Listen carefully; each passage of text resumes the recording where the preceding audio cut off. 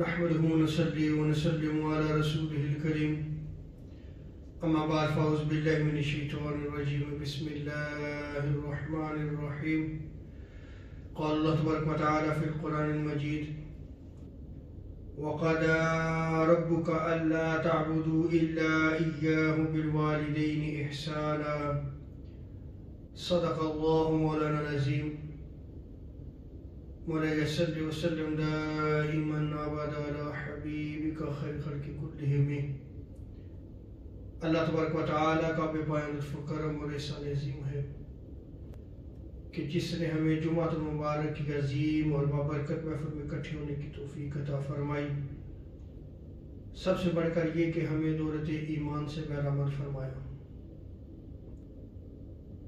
صلہ رحمی کے حوالے سے والدین کے کیا حقوق ہیں اس کا بیان جاری ہے۔ اللہ تبارک و تعالیٰ نے قرآن مجید میں ارشاد فرمایا کہ تم صرف اس رب کی عبادت کرو جو وحدہ لا شریک ہے،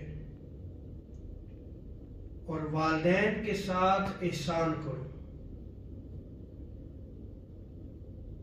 گزشتہ جمعہ مبارک میں ہم نے والدین کے ساتھ احسان کیا ہے اس کا بیان کیا تھا۔ آج ہم ذکر کریں گے اسی آیت کریمہ کے اگلے ٹکڑے میں کہ اللہ تبارک و تعالیٰ نے ارشاد فرمایا اما یبلغن عندک الکبر احدہما او کلاہما، کہ اگر والدین میں سے دونوں یا دونوں میں سے کوئی ایک تم اسے اگر بڑھاپے کی حالت میں پاؤ فلا تقل لہما اف، تو انہیں اف تک نہ کہنا، ولا تنہرہما، اور انہیں جھڑکنا بھی نہیں۔ اس آیت کریمہ میں والدین کے بڑھاپے کا ذکر کیا گیا ہے،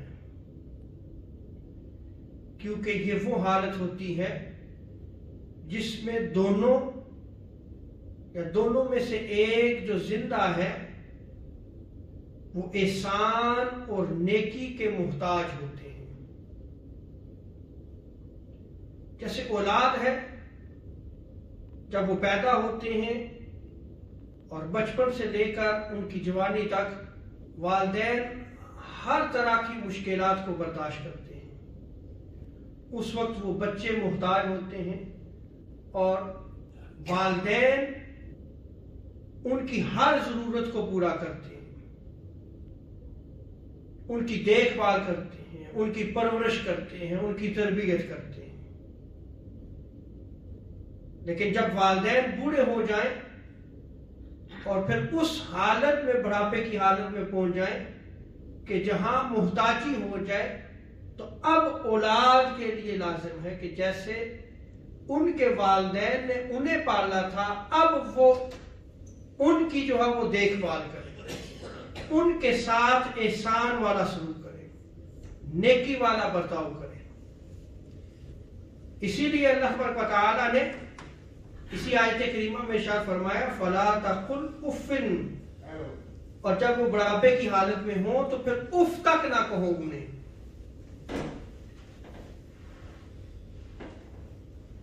اما یبلغن عندک الکبر، کہ والدین میں سے دونوں یا دونوں میں سے کوئی ایک بڑھاپے کی حالت میں ہو تو ان کے ساتھ نیکی کرنا۔ اس کے تحت حضرت مجاہد اس آیت کریمہ کی تفسیر میں فرماتے ہیں کہ تم اپنے والدین کا بول و براز یعنی جو پیشاب ہے یہ صاف کرو۔ اگر وہ محتاج ہو گئے ہیں تو تم اسے صاف کرو، تمہیں گھن نہیں آنی چاہیے، نفرت نہیں آنی چاہیے۔ جس طرح وہ تمہارا بول و براز صاف کرتے تھے جب تم چھوٹے تھے تو وہ آر محسوس نہیں کرتے تھے، وہ تمہارا بول و براز صاف کرتے تھے۔ اب وہ محتاج ہیں تو تم ان کے ساتھ نیکی کرو۔ تم ان کے ساتھ احسان کرو. اور والدین اس وقت اگر ناراضگی کا کلمہ سامنے نہیں لاتے تھے کہ جب تم بول و براز کرتے تھے، صاف کرتے تھے، انہیں آر محسوس نہیں ہوتی تھی، اسی طرح تم بھی ان کی خدمت کرتے وقت ناراضگی کا کلمہ زبان پہ مت لاؤ. یعنی ان کے ساتھ تم احسان کرو، نیکی کرو. اب والدین کو تمہاری ضرورت ہے. اور آگے اللہ تبارک و تعالیٰ نے ارشاد فرمایا فَلَا تَكُنْ اُفٍّ وَلَا تَنْهَرْهُمَا، کہ انہیں اف بھی نہ کہو اور انہیں مت جھڑکو. یعنی اب وہ بڑھاپے کی حالت میں ہیں، لہذا تم اف تک نہ کہو.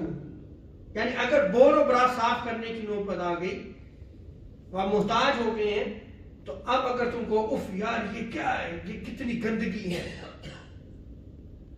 اللہ رب العزت نے ساتھ ہی اسی آیت کریمہ میں منع فرمایا، نہیں اف نہیں کرنا. جیسے بچپن میں انہوں نے تمہارا بول و برا صاف کیا، تم بھی اب صاف کرو.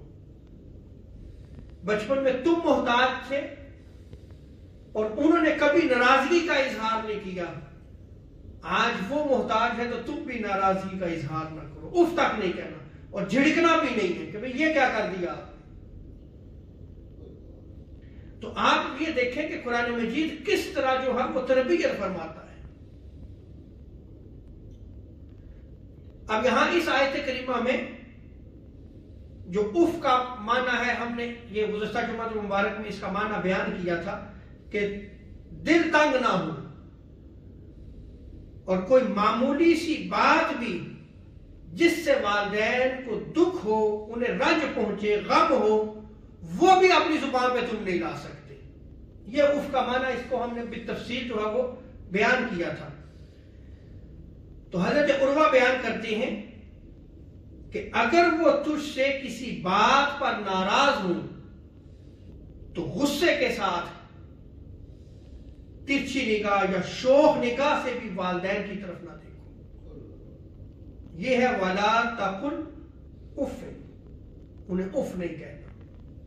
یعنی یہ نہیں ہے کہ بندہ زبان سے جو ہے وہ اف اف کہے، بلکہ آنکھوں سے جو غصے کا اظہار ہوتا ہے، جو ترچھی نگاہ ہوتی ہے، کیونکہ جب بندہ غصہ کرتا ہے تو سب سے پہلے ان آنکھوں سے اس غصے کا اظہار نظر آتا ہے. تو اللہ تبارک و تعالی نے اس آیت کریمہ میں فَلَا تَقُلْ اُفٍّ، یعنی وہ نگاہ جو غصے کی وجہ سے تم اگر ان کی طرف دیکھو گے تو یہ بھی اف میں آ جاتا ہے، لہذا اس نگاہ سے بھی تم اپنے والدین کی طرف نہیں دیکھ سکتے، کیونکہ غصے کا اظہار تیز نگاہ سے ہوتا ہے. تو اللہ رب العزت نے اس سے منع فرما دیا. آج اگر ہم دیکھیں تو ہمارا والدین کے ساتھ کیا برتاؤ ہے. کسی بھی بات پہ غصہ آ جائے یا ان کی بات ہمیں پسند نہ ہو تو کیا ہماری آنکھوں میں جو ہے وہ تیزی آتی ہے یا نہیں آتی کہ یہ کیا کہہ رہے ہیں، انہیں ایسا نہیں کہنا چاہیے تھا. نہیں، تم یہ تیز نگاہ اپنے والدین کی طرف نہیں کر سکتے. اور اسی طرح والدین کے ساتھ فحش، ردی گفتگو، یعنی روڈ نہیں بن سکتے. اسی لیے مولا علی المرتضی کرم اللہ وجہہ کریم آپ ارشاد فرماتے ہیں کہ آقا علیہ السلام نے ارشاد فرمایا کہ اگر والدین کی نافرمانی میں کوئی شے اف سے گھٹیا، کمتر اور ادنا ہوتی تو اللہ تبارک و تعالی اس کا بھی ذکر ضرور فرما دیتا. اور اللہ تبارک و تعالی کے اس فرمان فَلَا تَقُلْ اُفٍّ، اس فرمان کی وجہ سے تمام اذیتیں، تکلیفیں بطریق اولا حرام ہوگی کہ تم والدین کو کوئی بھی تکلیف نہیں پہنچا سکتے، کوئی اذیت نہیں دے سکتے. اگر تم اف نہیں کہہ سکتے تو جو دوسری تکلیفیں ہیں کیا وہ حرام نہیں ہوں گی؟ جیسے والدین کو گالی دینا، والدین کے ساتھ روٹ بننا، فحش گفتگو کرنا، کرخت لہجے میں گفتگو کرنا، یا اللہ تعالیٰ معاف کرے ان کو مارنا، پیٹنا، دھکے دے کر گھر سے باہر نکال دینا، یا والدین سے قطع تعلق کر لینا، وغیرہ وغیرہ، یہ جتنی بھی باتیں آتی ہیں یہ تمام چیزیں حرام ہوں گی، کیونکہ اللہ تعالیٰ نے فَلَا تَقُلْ اُفٍ، اف سے بھی منع کر دیا کہ تم انہیں اف تک نہیں کہنا آپ نے، وَلَا تَنْهَرْهُمَا، اور انہیں جھڑکنا بھی نہیں۔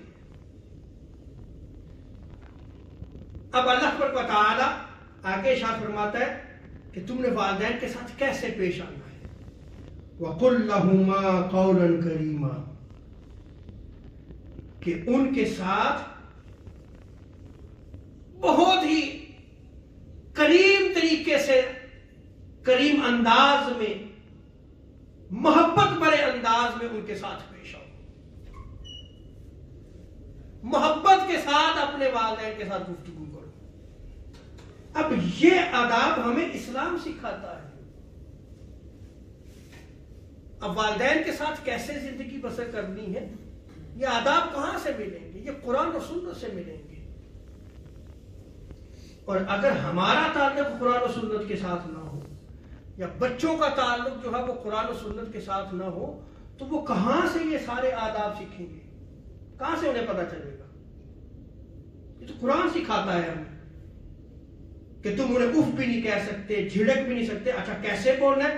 اللہ تعالیٰ ارشاد فرماتا ہے وَقُلْ لَهُمَا قَوْلًا كَرِيمًا، کہ تم ان کے ساتھ نرمی کے ساتھ گفتگو کرو۔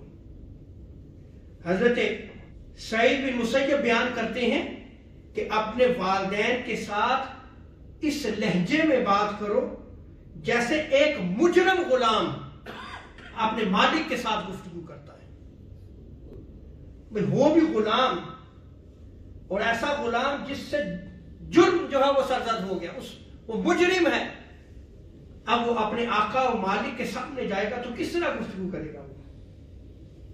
وہ بڑے ادب کے ساتھ، رسپیکٹ کے ساتھ، آنکھیں جھکائی ہوں گی، نظریں جھکائی ہوں گی، وہ اس انداز میں اپنے مالک اور آقا کے ساتھ گفتگو کرتا ہے۔ حضرت سعید بن مسیب فرماتے ہیں کہ اس انداز میں تمہیں چاہیے کہ تم اپنے والدین کے ساتھ پیش ہو۔ کیا آج ہمارا یہ رویہ والدین کے ساتھ ہے کہ اس انداز میں ہم ان کے ساتھ پیش آئیں؟ ہمارا تو اس کے برعکس بنتا چلا جاتا ہے۔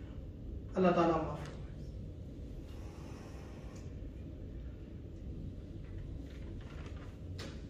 اور حضرت ابو ہریرہ رضی اللہ تعالیٰ عنہ وہ بیان کرتے ہیں کہ آقا علیہ الصلوۃ والسلام نے 3 مرتبہ یہ ارشاد فرمایا کہ اس کی ناک خاک آلود ہو، یعنی اس شخص کے لیے تباہی و بربادی ہو، وہ تباہ و برباد ہو۔ اور 3 مرتبہ آقا علیہ الصلوۃ والسلام نے یہ ارشاد فرمایا کہ جس نے اپنے والدین میں سے ایک یا دونوں کو بڑھاپے کی حالت میں پایا اور جنت میں داخل نہ ہوا، اس کی ناک خاک آلود۔ 3 مرتبہ آقا علیہ السلام یہ یاد رکھ لے کہ اگر والدین زندہ ہیں، حیات ہیں، ان کی قدر کرو، اس لیے کہ یہ دونوں جنت کے دروازے ہیں تمہارے لیے، وہ کھلے ہوئے ہیں، خدمت کر لو، جنت لے لو۔ اور یہی والدین اگر تم نافرمانی کی صورت میں اپنی زندگی بسر کرو گے، ان کے ساتھ احسان نہیں کرو گے، اچھا سلوک نہیں کرو گے، بڑھاپے کی حالت میں پایا دونوں یا ایک، وہ جو جنت کا دروازہ ہے تم اس سے محروم رہو گے۔ حضرت کعب بیان کرتے ہیں کہ ایک مرتبہ حضور تاجدار کائنات علیہ السلام منبر پر تشریف لے کے گئے تو پہلی سیڑھی پہ قدم رکھا تو آقا علیہ السلام نے بلند آواز سے آمین کہی۔ پھر آقا علیہ السلام نے دوسری سیڑھی پہ قدم رکھا، پھر اونچی آواز سے آمین کہی، تیسری سیڑھی پہ قدم رکھا، پھر آقا علیہ السلام نے بلند آواز سے آمین کہی۔ صحابہ نے پوچھا یا رسول اللہ صلی اللہ تعالی علیہ وسلم، آپ ہر سیڑھی پہ قدم مبارک رکھتے اور آمین کہہ رہے تھے، اس کا سبب کیا ہے؟ تو آقا علیہ السلام نے ارشاد فرمایا کہ جب میں نے پہلی سیڑھی پہ قدم رکھا تو جبریل امی میری بارگاہ میں پیش ہوئے اور وہ یہ دعا کر رہے تھے کہ جس شخص نے رمضان المبارک کے مہینے کو پایا اور اپنی بخشش اور مغفرت نہ کرا سکا، اللہ کی رحمت اس سے دور ہو، وہ اللہ کی رحمت سے دور ہو، وہ اللہ کی رحمت سے محروم ہو۔ تو میں نے اونچی آواز میں آمین کہا۔ جب میں نے دوسری سیڑھی پہ قدم رکھا تو جبریل امی دعا کر رہے تھے اور کہہ رہے تھے کہ جس شخص کے سامنے یا رسول اللہ آپ کا ذکر ہو اور وہ شخص آپ پہ درود پاک نہ پڑے، وہ اللہ کی رحمت سے دور ہو۔ میں نے آمین کہا،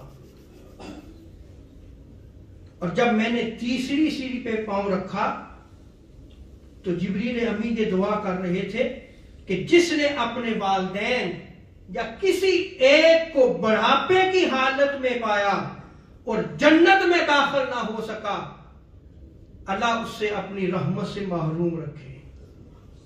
میں نے آمین کہا۔ اس حدیث مبارکہ میں غور کریں۔ ایک رمضان مبارک ماہ مقدس ہے کہ جس میں بندے کے گناہ معاف ہوتے ہیں، اور بندہ اگر پھر بھی اپنے آپ کو معاف نہ کرا سکے تو اللہ کی رحمت سے دور ہی ہے۔ اور دوسری چیز جو آقا علیہ السلام نے بیان فرمائی کہ حضور کا نام نامی آئے، محمد صلی اللہ علیہ وسلم، یا حضور کا ذکر ہو رہا ہو، تو بدبختی ہے کہ جو شخص جو ہے وہ درود پاک نہ پڑھے۔ ہمارا معمول ہونا چاہیے کہ جب آقا علیہ السلام کا نام نامی آئے تو درود پاک پڑھا جائے، کیونکہ جبریل امین نے کیا کہا کہ باری تعالیٰ تو اسے اپنی رحمت سے دور رکھ، تو میں نے آمین کہا۔ اور تیسری چیز، بڑھاپے کی حالت میں والدین کو پانا اور ان کی خدمت نہ کر سکنا، یہ بھی اللہ کی رحمت سے دوری ہے۔ اور آمین کہنے والے حضور تاجدار کائنات صلی اللہ تعالی علیہ وسلم ہے۔ تو جس دعا پہ آمین حضور تاجدار کائنات وجہ تخلیق کائنات فرمائے تو وہ تو دعا قبول ہوتی ہے۔ ام المومنین سیدہ عائشہ صدیقہ رضی اللہ تعالی عنہ بیان کرتی ہیں کہ ایک شخص بارگاہ مصطفیٰ صلی اللہ تعالی علیہ وسلم میں حاضر ہوا اور اس کے ساتھ ایک بوڑھا شخص تھا۔ آقا علیہ السلام نے پوچھا یہ تیرے ساتھ کون ہے؟ عرض کیا یا رسول اللہ یہ میرے والد ہیں۔ تو حضور تاجدار کائنات علیہ السلام نے ارشاد فرمایا سنو، اپنے والد کے آگے نہ چلا کرو،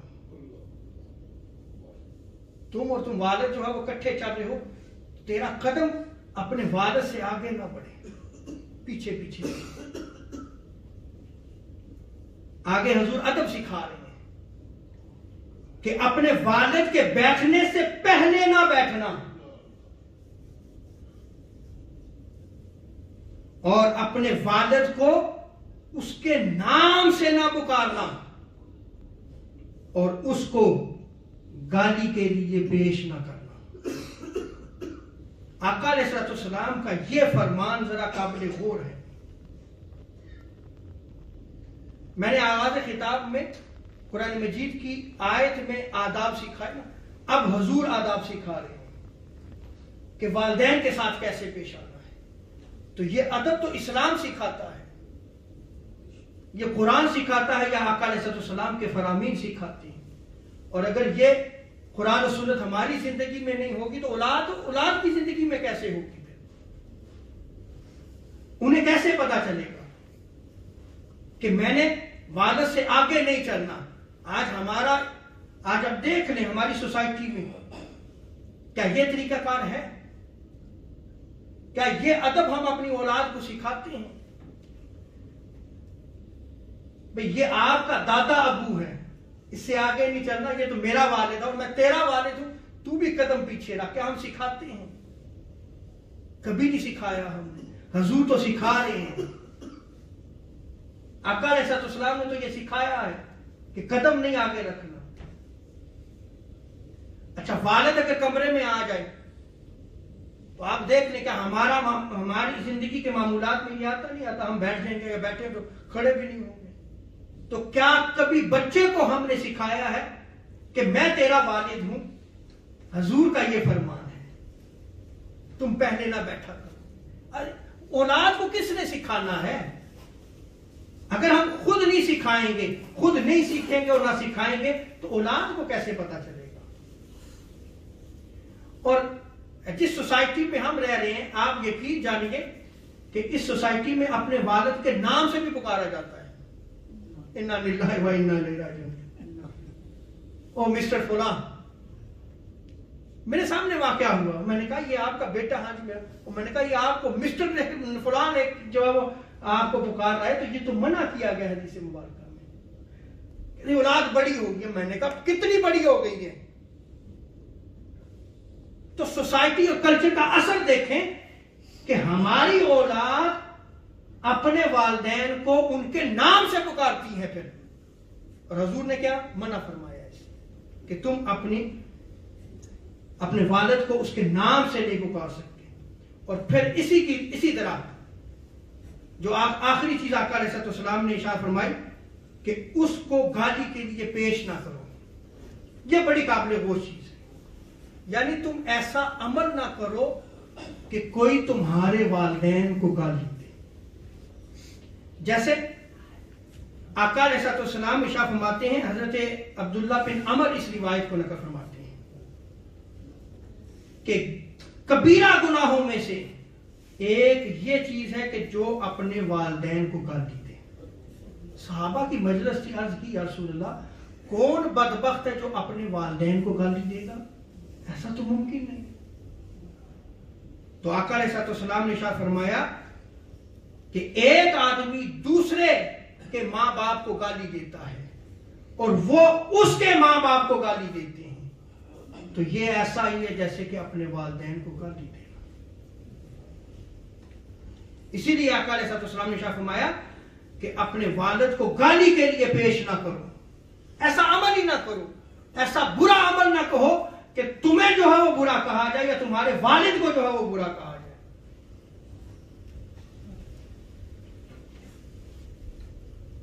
آگے اللہ تبارک و تعالیٰ نے قرآن مجید میں ارشاد فرمایا، اب دیکھیں اگر آپ اسی آیت کریمہ کا سیکوینس دیکھیں تو نرمی کے ساتھ گفتگو کرنے کا بیان کیا اور اسی کے ساتھ ارشاد فرمایا وَاخْفِضْ لَهُمَا جَنَاحَ الذُّلِّ مِنَ الرَّحْمَةِ، اور اپنے والدین کے ساتھ محبت اور شفقت کے دونوں پر پھیلا دو، ایسے ان کے ساتھ پیش آؤ، یعنی نرمی اختیار کرو۔ جس چیز کو والدین پسند کریں انہیں اس سے نہ روکو۔ اور حضرت عطا بن ابی رباح آپ بیان کرتے ہیں کہ جب تو والدین کے ساتھ بات کرے تو ان کے سامنے اپنا ہاتھ بلند نہ کر، ہاتھ نہیں بلند کر سکتا۔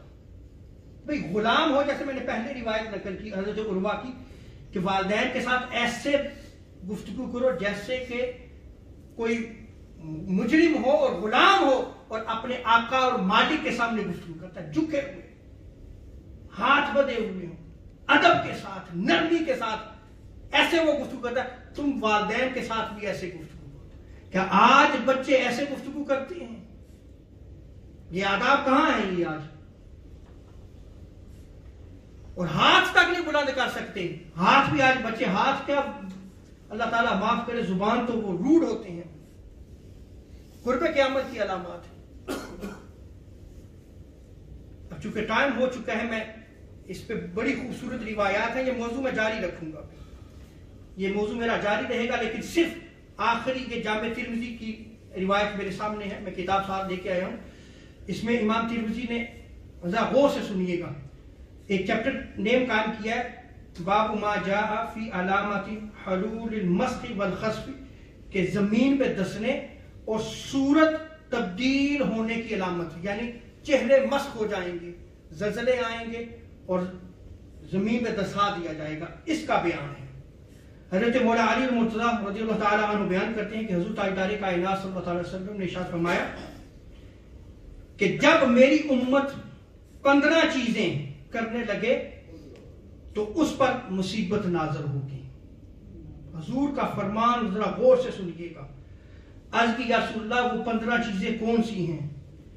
تو آقا علیہ الصلوۃ والسلام نے ارشاد فرمایا جب مال غنیمت کو دولت، امانت کو غنیمت اور زکوٰۃ کو تاوان سمجھا جانے لگے، آدمی اپنی بیوی کی فرما برداری کرے اور اپنی ماں کی نافرمانی کرے گا، اپنے دوست پر احسان کرے، اس کے ساتھ بڑا اچھا ریلیشن ہوگا اس کا، اور اپنے باپ پر ظلم کرے۔ دوسری روایت میں آتا ہے کہ آدمی اپنی بیوی کی فرما برداری کرے اور اپنی ماں کی نافرمانی کرے اور اپنے دوست کو قریب کرے اور اپنے باپ کو دور کرے۔ اور آگے آقا علیہ الصلوۃ والسلام ارشاد فرماتے ہیں کہ جب مساجد میں آوازیں بلند ہونے لگیں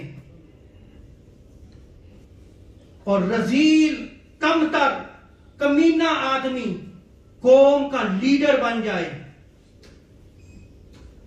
شر کے خوف سے آدمی کی عزت کی جائے، عزت کس وجہ سے کہ یہ مجھے نقصان نہ پہنچا دے، شراب پی جائے، ریشم پہنا جائے، گھروں میں گانے والی لونڈیاں اور باجے رکھے جائیں، ٹیلی ویژن،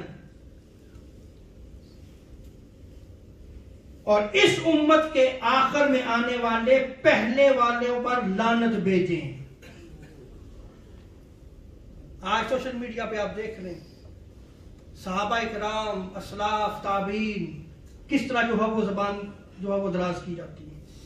تو حضور شاہ فرماتے ہیں کہ جب یہ 15 چیزیں پوری ہو جائیں تو اس وقت تم سرخ آندھی یا زمین میں دنسنے اور صورت تبدیل ہونے کا انتظار کرو کہ تمہارے چہرے مسخ ہو جائیں گے۔ آج زلزلے آ رہے ہیں یا نہیں آ رہے؟ اور یہ جو میں نے 15 علامات آپ کے سامنے بیان کی ہیں، آپ ذرا غور سے سوچئے گا کیا یہ 15 علامات پوری ہو چکی ہیں یا نہیں ہو چکی؟ اس وقت یہ ساری کی ساری ہمیں نظر آ رہی ہیں۔ تو حضور نے فرمایا اس وقت پھر انتظار کرنا کہ سرخ آندیاں بھی آئیں گی، کثرت سے زلزلے ہوں گے اور انسانوں کو زمین پہ دسا دیا جائے گا۔ اللہ تبارک و تعالی ہمیں دین کو سمجھنے کی توفیق عطا فرمائے۔ وما علینا الا